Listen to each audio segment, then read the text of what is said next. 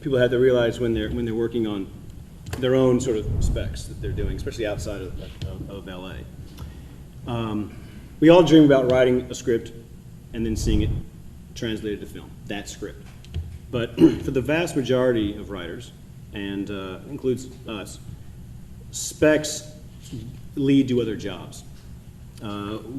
There's certainly been times, and I've been lucky to have a couple of them, when you write a script and you send it out and people like it and they buy it. You know, they want to make that property into a film. It works for them.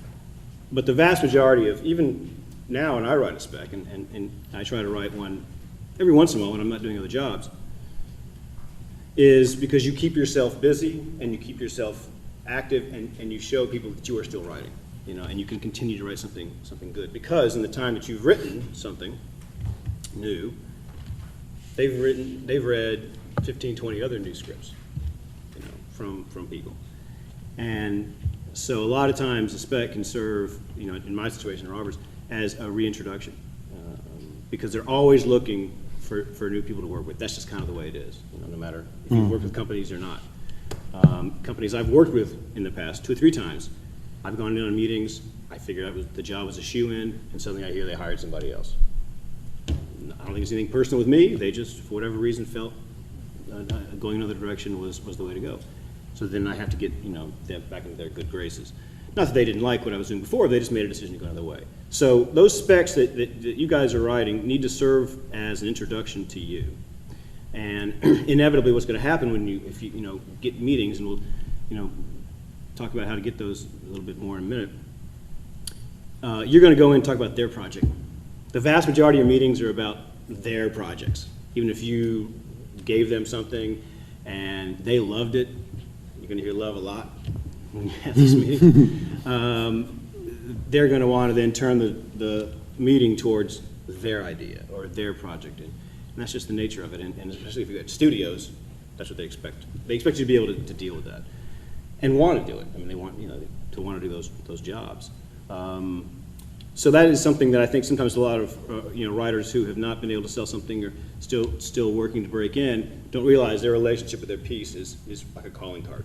And sometimes it's hard to say to yourself, I'm going to work 6 months on something and put my heart into it and all my thought and everything, really work hard on it, and it's a calling card.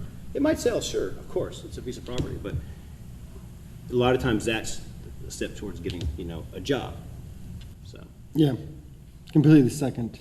Yeah. That. In other words, I assume for the sake of this discussion, almost everybody here is writing a spec script. Everybody knows what a spec script is, right? Speculative spec script, right? A script you wrote where no one paid you. You're just writing it on your own. No, you're not being paid. No one paid you to write it. That's it. You've no one chosen to paid write you a dime to write it. You wrote it yourself. No one was paying you anything to do it. So it's a speculation script or spec script. And I completely agree with Robert that you need to see that no matter how much heart and soul you put into it, it's going to be perceived as a sample. Partly because you don't have any credibility in the business. You're not part of the union. You're not part of the WGA.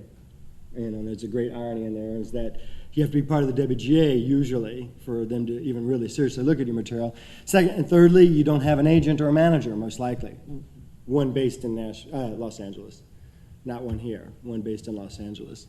So assuming they read your material, they're reading it as a sample. And if they like that sample, then as Robert suggests, they'll want to meet with you primarily because what you wrote, let's say it was a horror script. They have several ideas for horror films. You know, either they're out of their own head or they acquired some comic books or some other thing in that genre, and they want to pitch it with you, kick it with you. They want to tell you, this is an idea I've been thinking about. I noticed you wrote something similar to what I was thinking about doing, and so here's my idea, and I'll pitch it to you. You might even be surprised how far away their ideal is from what you wrote. You might have written a horror, and now they're pitching you a romantic comedy. You're like, okay, but to them it had a slight supernatural element like Ghost, and so to them the two meet perfectly. And of course you're going to roll with that. This comes back to that charisma and friendliness test, right? How fast you can roll with what they're talking about, so that you pretend like whatever they're saying is exactly what you were thinking. sheer genius. Will should be alive to hear this. It's so smart, you know, all that kind of stuff. And, you know, you'll have a bunch of these meetings where you hope to get one of these samples across, and then they'll hopefully hire you for something.